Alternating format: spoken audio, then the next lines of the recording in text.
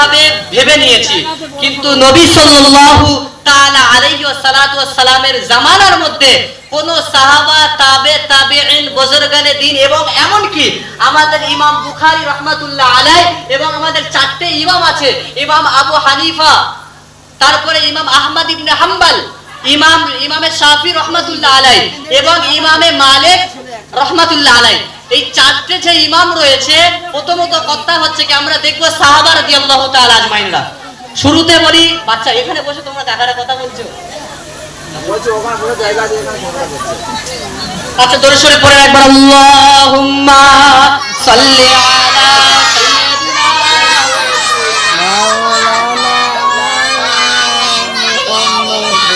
ওয়া আলা আলি সাইয়্যিদিনা।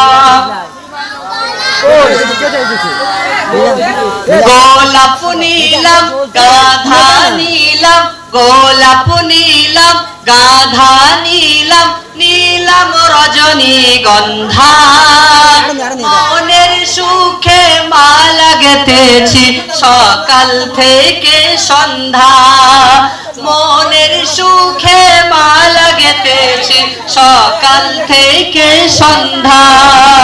গোলাপ নীলাম, বলো গোলাপ নীলাম গাধা নীলাম, নীলাম রজনীগন্ধা, মনের সুখে মালা গেঁথেছি সকাল থেকে সন্ধ্যা। একবার দেখা দাও যদি স্বপ্নে রাত্রি বেলা, একবার দেখা দাও যদি ও গো রাসূলুল্লাহ, হাসি মুখে পরাবো তোমার হাজার ফুলের মালা, সুযোগ পেলে পরাবো তোমায় হাজার ফুলের মালা। ইয়া রাসূলুল্লাহ, ইয়া হাবিবাল্লাহ, সবাই বলো ইয়া রাসূলুল্লাহ। লাল ফুলকে প্রশ্ন করি রংটি কোথায় পেলে, নবীজির ওই খুন মোবারক লাল ছিল বলে, নবীজির ওই খুন মোবারক লাল ছিল বলে, তাই লাল ফুলকে তুলে এনে গেঁথে রাখলাম মালা, হাসি মুখে পরাবো তোমায় হাজার ফুলের মালা, আমি সুযোগ পেলে পরাবো তোমায় হাজার ফুলের মালা। ইয়া রাসূলুল্লাহ, ইয়া হাবিবাল্লাহ, সবাই বলো ইয়া রাসূলুল্লাহ।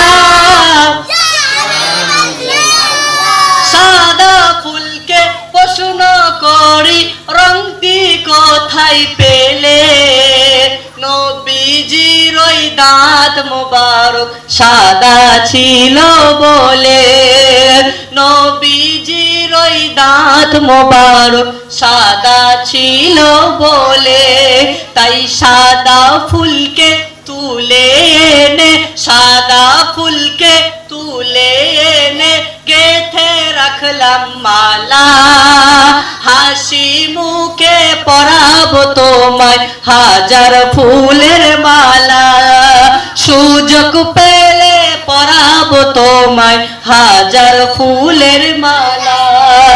ইয়া রাসূলুল্লাহ, ইয়া হাবিবাল্লাহ, সবাই বলো ইয়া রাসূল, হুজুরকে দিয়ে বাড়িতে যান, সবাই বলো ইয়া রাসূলুল্লাহ, ইয়া হাবিবাল্লাহ। গোলাপ নীলাম গাধা নীলাম, গোলাপ নীলাম গাধা নীলাম, নীলাম রজনীগন্ধা, হাজার ফুলের পরাবো মালা তোমায় রাসূলুল্লাহ, আমরা সুযোগ পেলে পরাবো তোমায় হাজার ফুলের মালা। ঠিক কি না? কারা চান যে নবীজিকে সুযোগ পেলে মালা পরাবেন? দেখা তো যে কথা বলছিলাম, তো 12ই রবিউল আউয়াল মাসে যে নবীজি জন্মগ্রহণ করেছেন এটা প্রসিদ্ধ হাদিস। কথা ভালো করে বুঝবেন, প্রসিদ্ধ হাদিসটাকে আজ পৃথিবীর মুসলমান নিজের জীবনের মধ্যে ফিট করে দিয়েছে।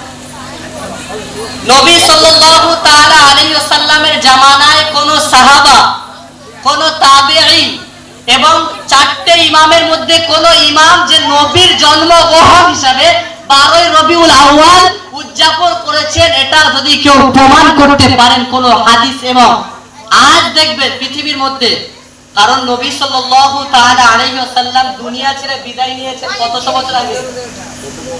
1400 বছর আগে। তো নবী সাল্লাল্লাহু তাআলা আলাইহি ওয়াসাল্লাম জন্মগ্রহণ করেছেন যে 12ই রবিউল আউয়াল, এটা প্রমাণিত হাদিসের অধিকাংশ, বাট কিন্তু এটা বিশুদ্ধ হাদিস নয়। এই হাদিসটা প্রসিদ্ধ, প্রসিদ্ধর অর্থ হচ্ছে বিখ্যাত, এটা বিখ্যাত হয়ে গেছে। কিন্তু কোন সাহাবা, কোন তাবেঈন, কোন আল্লাহর কোন ওলিরা এবং 4টে ইমামের মধ্যে কোন ইমাম এই মিলাদুন নবীর জলসা 12ই রবিউল আউয়াল পালন করেননি। কথা বুঝে এসেছে? কিন্তু আমরা করে থাকি, কারণ নবী প্রেমিক। আচ্ছা, আমি তাদেরকে বলতে, নবী প্রেমিক ভালো জিনিস, কিন্তু এই 12ই রবিউল আউয়ালে শুধু নবী প্রেমিক দেখালে হবে?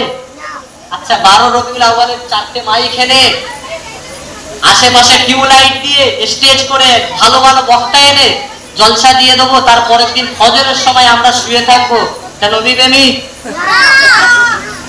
12ই রবিউল আউয়ালটা শুধু নবীজি জন্মগ্রহণ করেছেন এমন কোনো প্রমাণিত হাদিস নাই, ঠিক মতো বিশুদ্ধ হাদিস নয়।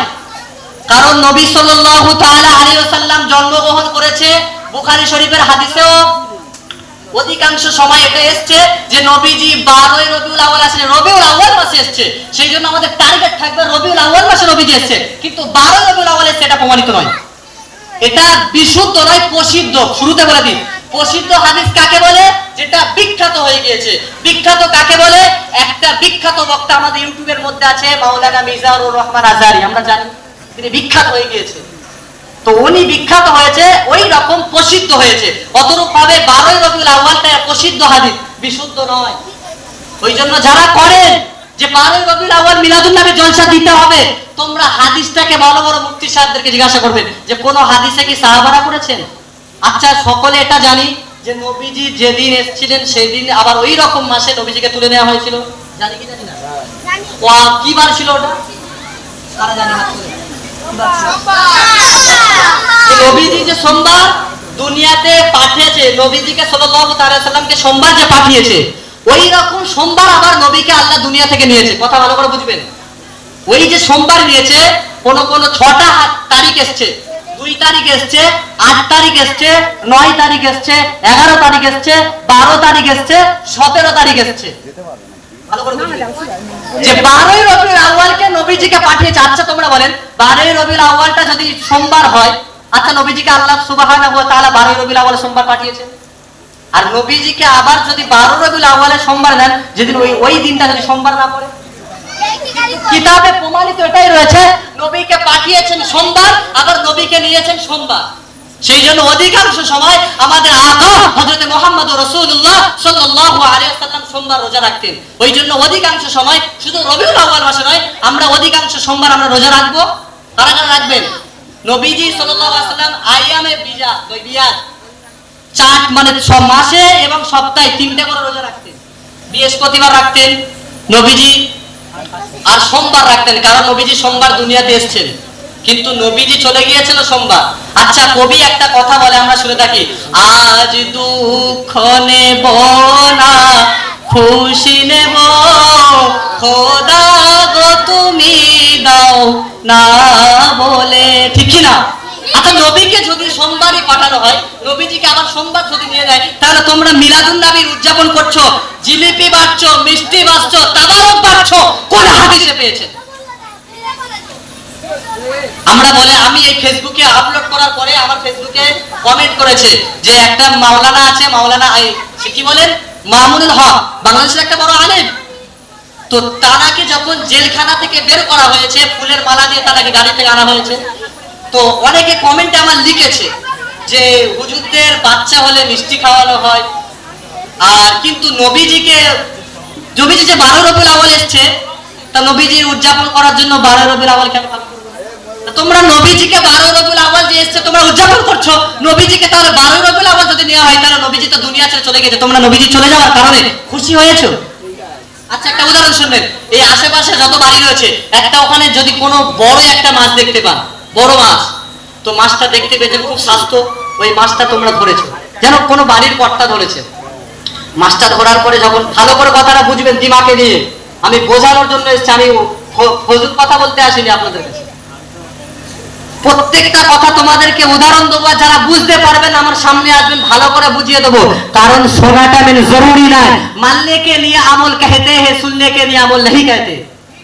ठीक है बात सुनेगा उसके बाद अमल करेगा, वो बात कल क़यामत के दिन अल्लाह के सामने मौजूद होगा, अल्लाह कबूलियत करने की যোগ্যতা करेगा। ठीक है, যে বাতটা আল্লাহ সুবহানাহু ওয়া তাআলার কাছে পবিত্র হিসাবে কবুল হবে, যেটা আমল হবে সেটা আল্লাহর কাছে কবুল হবে। তো যেটা বলছিলাম, একটা মাছ ধরা হয়েছে বড় স্বাস্থ্য দেখে মাছ, ওই মাছটা ধরে আনার পরে দেখা যাচ্ছে বাড়িতে যখন এসছে দিদি বলছে এত বড় মাছ ধরেছো, মেয়ে বলছে এত বড় মাছ ধরেছো, তো মেয়ের বিয়ে হয়ে গিয়েছে। তো মেয়ে যদি মনে মনে করে যে এই মাছটা তো তোমার জামাইকে এখন আসে, জামাইকে খবর, আচ্ছা জামাইকে খবর দেবে, তা বড় মাছ যেহেতু জামাই আসবে, জামাইকে বলবো, তাহলে জামাইয়ের বাপ মাকেও বলে, ওনারা মুরব্বী মাংস খেয়ে যান, বলবে কি বলবেন না? বড় মাছ ধরেছে, বাড়ির কর্তা, যে কোনো একটা কর্তা হিসেবে বলছি। আবার যে মানে বিবি তখন মনে মনে করবে, আচ্ছা আমার আব্বা মা তো একটা বুড়ো হয়ে গিয়েছে, বড় দেখে একটা মাছ ধরেছে, ভালো করে রান্না করবে, তা আমার আব্বা মাকে একটু বলি। স্বামী তখন বলছে আচ্ছা মা আব্বাকে আসতে বলো, আব্বা মাকে আসতে বললো। এবং তখন বোন মানে যে ভাইটাও মনে মনে করছে আমার তো কলিজার টুকরে একটা বোন রয়েছে বাইরে পড়ে, আমার বোনটা হয়তো মাছটা খেতে পারবে না, যদি ডাকি বোনটা ভালো করে রান্না করো, বড় মাছ সবাই মিলে খাবো, যেহেতু হয়ে যাবে, তো বোনকেও ডাকা হবে। কথাটা ভালো করে বুঝবেন, মাছটা ধরে আনা হয়েছে, বাড়িতে রাখা হয়েছে, সবাই আলোচনা করছে, বুজানকে ডাকো, সৌর বাড়ির লোকেকে ডাকো এবং মেয়ের জামাইকে ডাকা হয়েছে। তো ওনাদের খবর দেওয়ানোর পরে কোনো কারণবশত ওই মাছটা তাও মানে দাঁত বেশি থাকার কারণে যে মালিকটি ধরেছে তার আর হাতে কেমড়ে নিয়েছে, এরকম ধরেছে। তো মানুষটা যদি বুদ্ধিমান হয়, ও মানুষটা আঙুল বাঁচানোর জন্য মাছটাকে ছেড়ে দেবে না, বলবে তুই আঙুলটা খেয়ে চলে যা, আমার আত্মীয়রা আসবে মাছটা খাবো, কি করবে?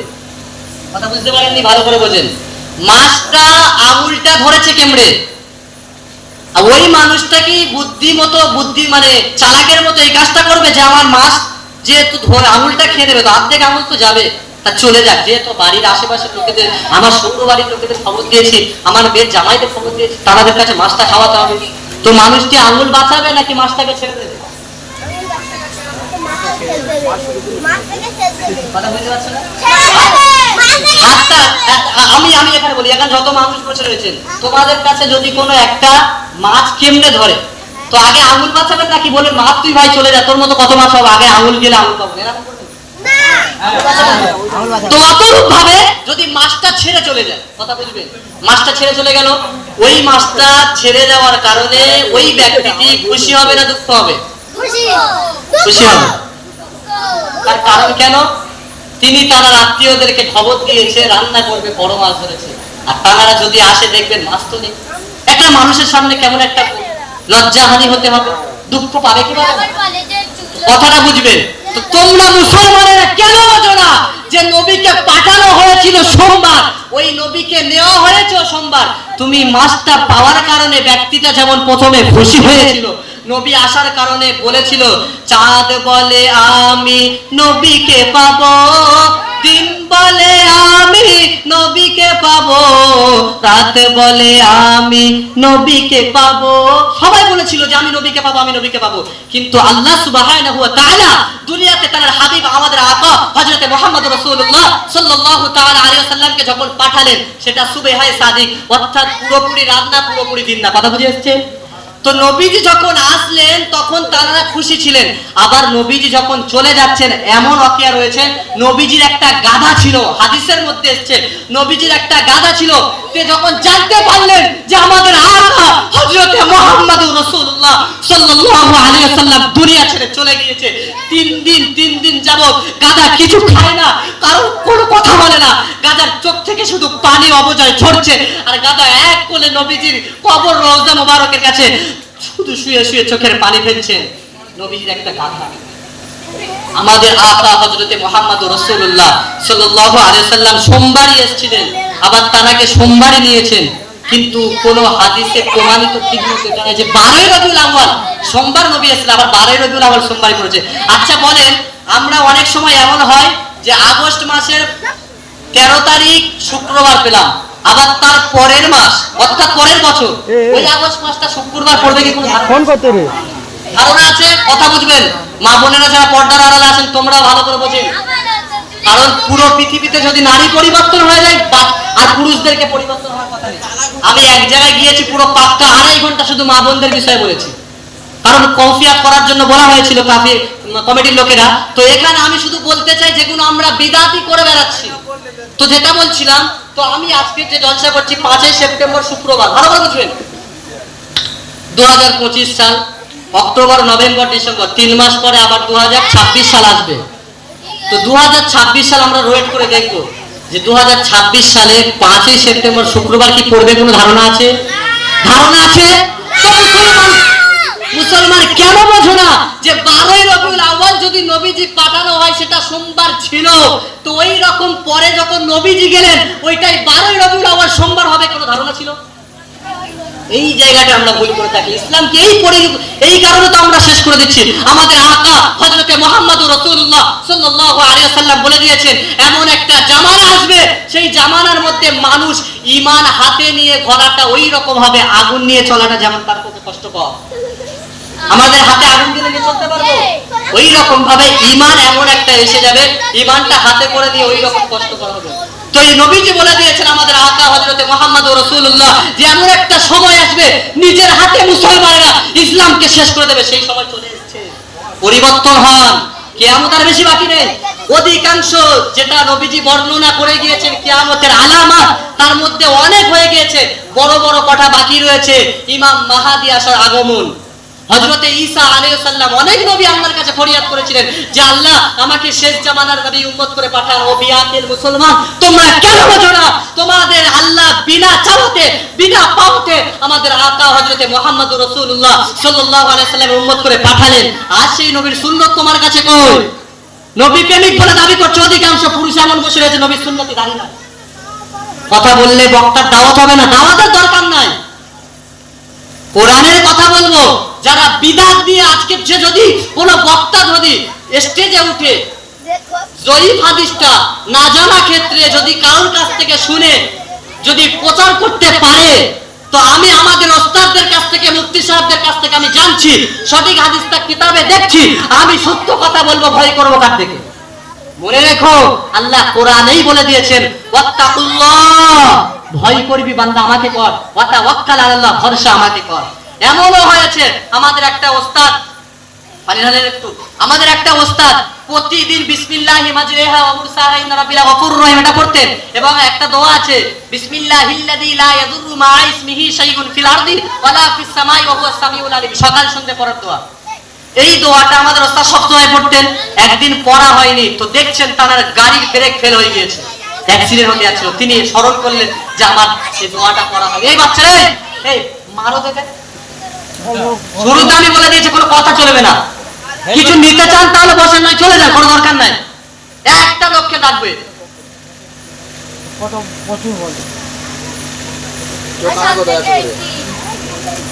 তো যেটা বলছিলাম, তো কোন সাহাবা রাদিয়াল্লাহু তাআলা আনহু এই রকম দিনে উদযাপন করেন নাই। ওই জন্য আমাদের এটা ভুল ধারণা যে 12 রবিউল আউয়াল নবীজি এসেছেন, 12 রবিউল আউয়াল নবীজি গিয়েছেন, কোনো কথা নাই, এটা প্রমাণিত। তো আমাদের হুজুর বলছেন আমি স্মরণ করলাম যে বিসমিল্লাহিল্লাযী লা ইয়াদুররু মা ইসমিহি শাইউন ফিল আরদি ওয়ালা ফিস সামাই ওয়া হুয়াস সামিউল আলিম। আল্লাহ সুবহানাহু ওয়া তাআলা তার হাবিবের মারফতে জানাচ্ছেন যদি কোনো ব্যক্তি দোয়াটা শিখে নেবেন, কিতাবের মধ্যে ছোট কিতাবে রয়েছে, যদি কোনো ব্যক্তি বিসমিল্লাহি মাজরিহা ওয়া মুরসাহা ইন্না রাব্বিকা গফুরুর রহিম এটা, আর একটা বিসমিল্লাহিল্লাযী লা ইয়াদুররু মা ইসমিহি শাইউন ফিল আরদি ওয়ালা ফিস সামাই ওয়া হুয়াস সামিউল আলিম, সকাল সন্ধ্যা যদি বিসমিল্লাহিল্লাযী লা ইয়াদুররু মা ইসমিহি শাইউন ফিল আরদি ওয়ালা ফিস সামাই ওয়া সামিউল আলিম এই দোয়াটা যদি কেউ পড়ে সকাল এবং সন্ধ্যা থেকে তার যাবতীয় বিপদ থেকে আল্লাহ উদ্ধার করবেন। জোরে বলুন না সুবহানাল্লাহ। তো আমাদের ওস্তাদ স্মরণ করলেন আমার অ্যাক্সিডেন্ট এই জন্য হচ্ছিল, আজকে আমার নামাজে পড়া হয়নি, সকালে হয়তো দোয়াটা পড়া হয়নি। ওই জন্য বলতে চাই, প্রমাণিত হাদিস স্বরূপ 12ই রবিউল আউয়াল তোমাদের আমি বুঝিয়ে দিয়েছি মাছের উদাহরণ দিয়ে। যারা বুঝবে বুঝপাতা, না বুঝলে তেজপাতা। কথা বুঝে এসছে? বুঝে নেন, যেটা ভুল হচ্ছে, ইসলামের বিরুদ্ধে কথা চলছে, সেটাকে সংশোধন যদি আলেমরা না করে, তারা আলেমের কোনো দাম নাই। কাল কিয়ামতে কাইফিয়াত দিতে হবে। তুমি সঠিকটা জেনেছিলে, কেন মানুষের কাছে পৌঁছাওনি? নয় শুধু শুনে শুনে বয়ান করতে চলে যাবে। একটা বক্তা একটা ওয়াজ মুখস্থ করে দিচ্ছে, আর সেই ওয়াজটা 7 বছর 3 বছর ঘুরিয়ে ফিরিয়ে চালাচ্ছে। কথা বল না কেন? ঠিক কি না? কোরআনে 114টা সূরা তার আর মনে নাই। নবীজির বিভিন্ন রকমের হাদিস আবু হুরায়রা রাদিয়াল্লাহু তাআলা আনহু থেকে বর্ণিত, সেই হাদিস মনে নাই। ওই জন্য বলতে চাই যে জলসার মধ্যে, যে কোরআনের কথার মধ্যে, কোরআনের আয়াত দিয়ে কোনো কথা হয় না, সেই কথার মধ্যে নবীর আসর পড়বে না, কোনো লোকেরও আসর পড়বে না। তো যেটা আমরা বলে থাকি 12ই রবিউল আউয়াল নবীজি এসেছিলেন, আমি মেনে নিচ্ছি তোমাদের কথা। হ্যাঁ, আমাদের আকা হযরতে মুহাম্মদ রাসূলুল্লাহ সাল্লাল্লাহু আলাইহি সাল্লামকে 12ই রবিউল আউয়ালে পাঠানো হয়েছে, কিন্তু নবীজিকে যখন নেওয়া হয়েছে সেটা কি 12ই রবিউল আউয়াল হতে পারে? 12ই রবিউল আউয়ালে সোমবার হয়েছিল এমন কোনো ধারণা ছিল? ওই জন্য সোমবার এসেছিলেন, সোমবার গিয়েছেন, এটা সত্য, হাদিসে প্রমাণিত। একটা আমরা অনেক কথা জানি, সেটা হচ্ছে কি, যে কিয়ামত কবে হবে? বাচ্চারা অনেকে ছোটি কিতাবের মধ্যে পড়েছি, মুহররম মাসের 10 তারিখে। ওনাকে একটা মারতে তালি মারছে, এই যে ছবিগুলো সেটা এই ধারেরটা, বুলু পাঞ্জাবি এই ধারে বাচ্চা মানে একটা বাচ্চাকে বোঝানো হচ্ছে, ভালোর জন্য বলছে, চুপ করে শোনেন কোনো কথা। তো যেটা বলছিলাম, কোন তোমাদের মারা হয়েছে, শোনো একটা কথা বলি, মারা হয়, আমি যে একটা ছুরি তৈরি করতে দেব কামারের কাছে, আর কামারকে বলে দেবো যে তুমি ছুরি তৈরি করবে, বাট কিন্তু এর উপর পিটতে পারবে না, বলবে এখান থেকে নিয়ে চলে যাও, দূর হও। তার কারণ হলো কামার ওটা জ্বালাবে, আগুন দাউ দাউ করবে, পিটে তারপরে সমান করবে, ঠিক কিনা? ওই রকম বাচ্চাদেরকে মারা হলে বাচ্চার মারার কৈফিয়ত নেই। বাচ্চাকে কেন মারলে? আমি মসজিদে আমাদের মসজিদে জুমার নামাজের সময় অধিকাংশ বাচ্চারা চিল্লাচিল্লি করে, আমি তাদেরকে বলি, এমনকি মারি না, তাদেরকে শাস্তি দিই। শাস্তি কি? তার ধরে 500 বার উপর সরানোর হুমকি দিই, 50টা করলো। অনেক বাচ্চারা এমন হয় মুরগি করিয়ে দাঁড় করিয়ে দিই করলো। আর যদি কোনো মা এই রকম যদি আমার কাছে এসে বলে যে আমার বাচ্চাকে কেন মারলেন, সে মাকে আমি বুঝিয়ে সাবধান করে দেব। ওই জন্য বলতে চাই যে আমাদের আকা 12ই রবিউল আউয়ালে এসেছিলেন, এটা যদি সোমবার ছিল তাহলে নবীজি সোমবার গিয়েছিলেন, এটা কোনো প্রমাণিত নাই। প্রমাণিত আছে সোমবার, কিন্তু 12ই রবিউল আউয়াল ছিল, এটা প্রমাণিত নয়, প্রসিদ্ধ হাদিস। তো যেটা বলছিলাম, আমরা অধিকাংশ মানুষ একটা জানি যে মুহররম কবে হবে, সেটা হচ্ছে মুহররম মাসের 10 তারিখে কিয়ামত হবে, জানি কি জানি না?